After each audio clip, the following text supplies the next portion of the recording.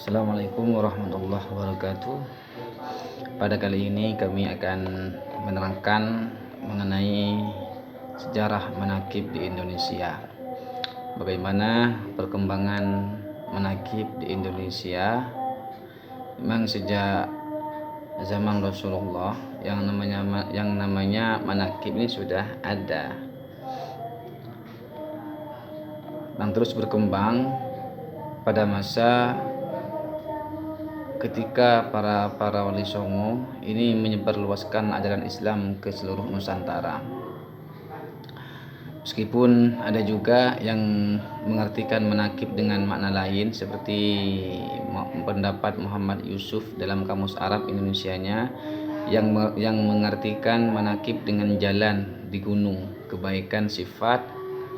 Arti tersebut tetap relevan dengan keberadaan manaqib itu sendiri, karena manaqib juga membicarakan masalah kebaikan dan sifat-sifat tokoh itu.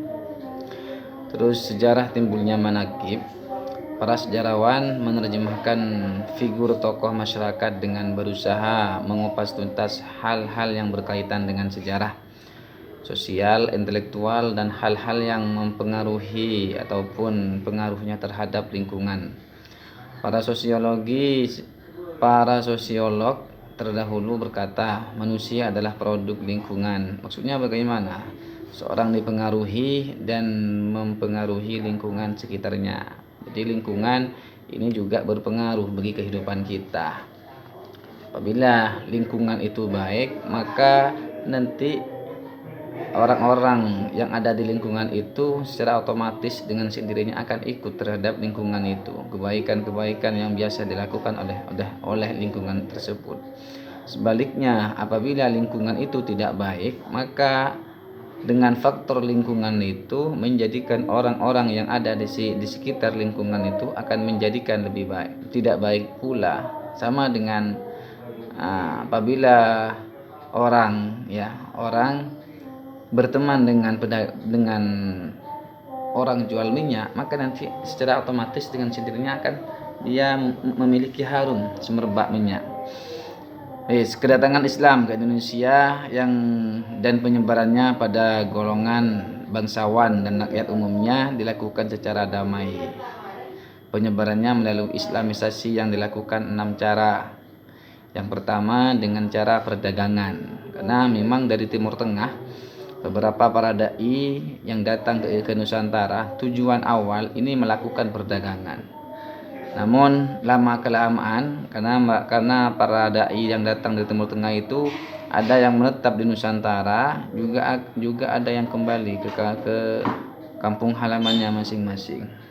Dan ada sebagian yang terus menetap di Nusantara terus sambil menyebarkan agama Islam.